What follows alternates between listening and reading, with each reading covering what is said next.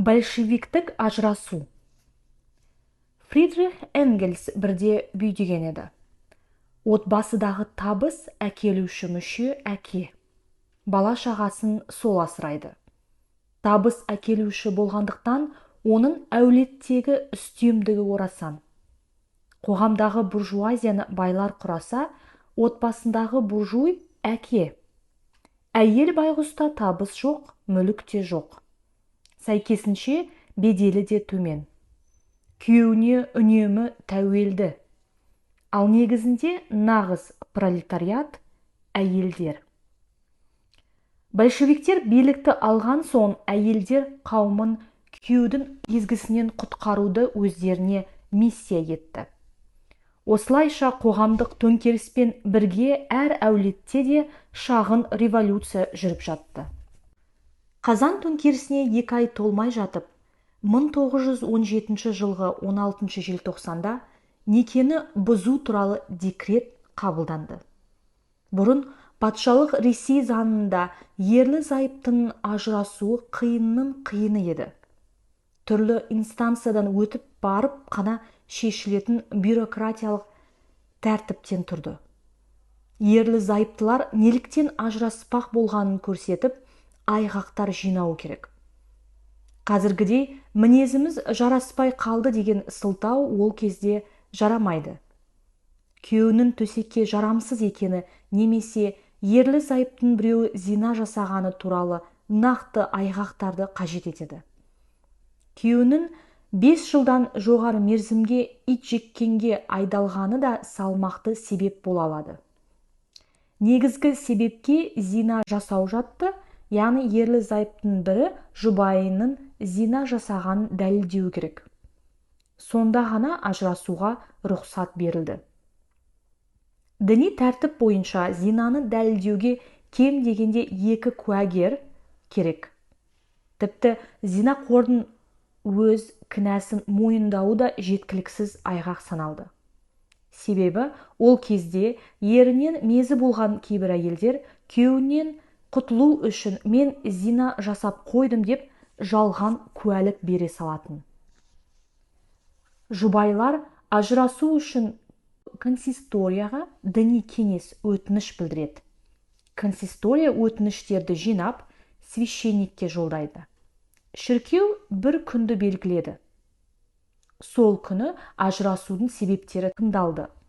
Діни тәртіп бойынша священник ерлі зайыптыны ажыраспауға шақыратын уағыз айтуы тиіс. Егер ерлі зайыптылар алған бетінен қайтпаса, консистория мән жайды анықтауға уақыт сұрады. Айғақтар расталса, консистория ажырасуға қаулы шығарды. Қаулыны бекіту үшін архиерейге өтініш жолдайды.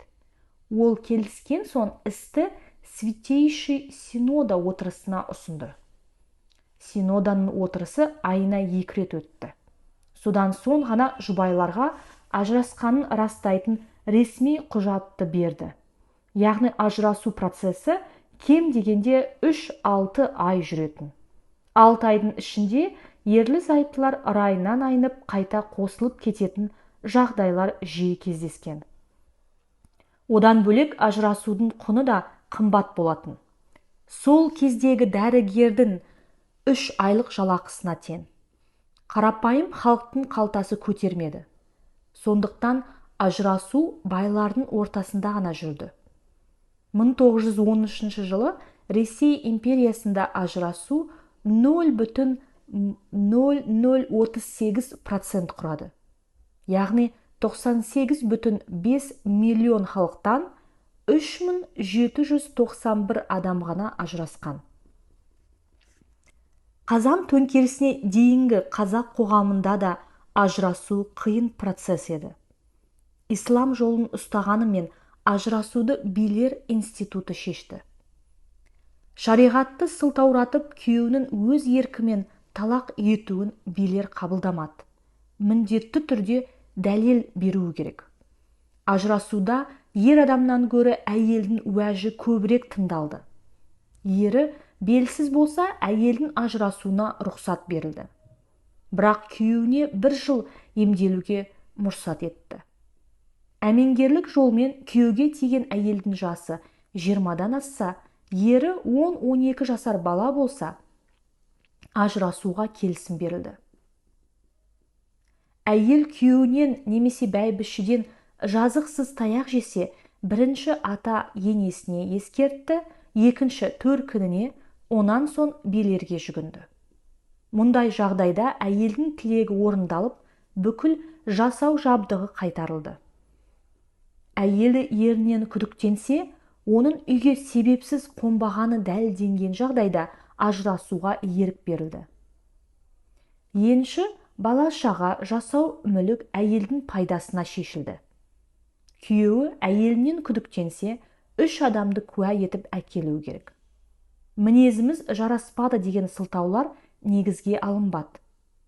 Ажырасқан әйелге нафаха белгіленді, яғни күн көріс қамы үшін күйеуі саулық мал беруі тиіс. Жаңа заңнама бойынша ажырасу процедурасы мүмкіндігінше жеңілдеді. Неке рәсімін шіркеудің құзырынан алды. Енді ерлі зайыптының біреуі ажырасамын деп шешсе, тілегі орындала берді. Тіпті ажырасу жөніндегі сот отырысына жұбайының келу-келмеуі де маңызды емес. Өтінішті 3 тәулік ішінде қанағаттандырды. Күйеуіне ажырасқаны жайлы сот шешімін пошта арқылы жібере салды. Осылайша СССР Еуропаның алдын орап, өте жылдам әрі жеңіл ажырастыратын пысық елге айналып шыға келді. Шіркеу мен мешітте қиылған неке заңсыз саналды. Тіпті осыны сылтауратып, некесі шіркеуде ғана тіркелген кейбір жұп еш міндеттемесіз ажырасып кете жатты. Атеизм некеге қатысты барлық сакралды ұғымды талқандады. Бұрын ер мен әйел дін арқылы үйленген соң, олардың некесі Тәңірдің назарында тұрғандай сезім болатын. Ажырасса, Құдайдың қарғысына қалатындай күй кешетін. Ажырасу атам заманнан әлеуметтік, психологиялық, материалдық проблеманы күрт күшейтіп жіберетін. Сондықтан онымен күресуді дін өзінің бір функциясы етіп алды. Діннің моралі ажырасуға мүмкіндік қалдырмады. Мысалы, исламда Құран бойынша талақ жасауға рұқсат. Хадис бойынша кедергі көп. Мысалы, бір хадис бүйтіп келеді. Тәңірі өзі адал еткен, рұқсат еткен нәрсенің ішінде ең жек көретіні бар ма? Бар. Ол ажырасу. Енді бір хадисте ажырасқандар қайта қосылмайынша періштелер қарғыс айтып тұрады. 2 жұп ажырасса, аспанда аршы сілкінеді деген моральдық үстеулер отбасын бөлшектемей ұстап тұратын. Сол арқылы жастар отбасы өміріндегі қиын қыстау кезеңнен аман өтетін. Тіпті ажырасуға бекінген жанның өзі мешіт пен шіркеудің уағызынан соң райынан қайтатын. Атеизм Тәңір түсінігін қиратқанда некенің осындай сакралды ұғымы да өздігінен өше бастады. 1917 жылы 19 желтоқсанда некені бұзу жайлы декрет қабылданғанда, бір ғана Мәскеуде бір айда 1000-нан аса әйел ажырасып кеткен. 1926 жылдан бастап ажырасу процесі одан сайын жеңілдеді. Енді бұл міндетті сот емес, ЗАГС атқарды. Осындай шешім шығару арқылы большевиктер ерлі зайыптар арасындағы теңсіздікті жойдық деп есептеді. Себебі олардың пікірінше революцияға дейін әйелдің жар таңдау құқығы болмады.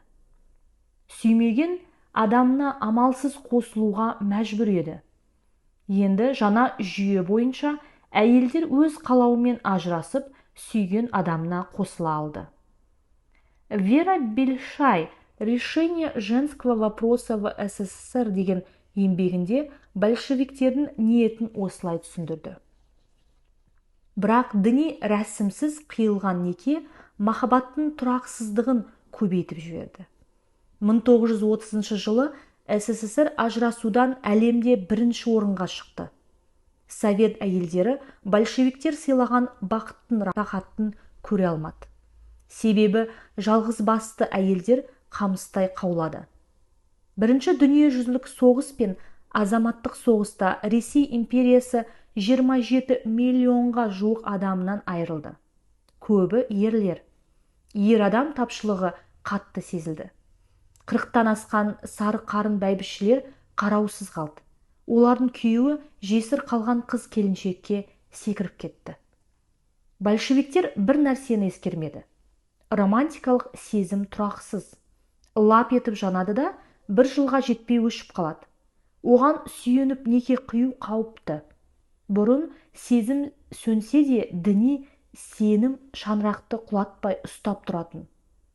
Діни догматтар тапталып, азаматтық некеге еркіндік берілгенде, бейне бір жынның баласы құмырадан шығып кеткендей болды. Бәйбішесінен жалыққандар жаппай жеңіл жүрісті бикештерді жағалап кетті. Партия 1936 жылдан бастап ажырасуға кедергіні көбейте бастады.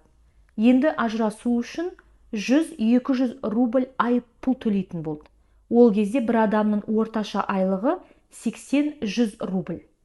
Сонда да ажырасу рейтингісі артпаса азаймады.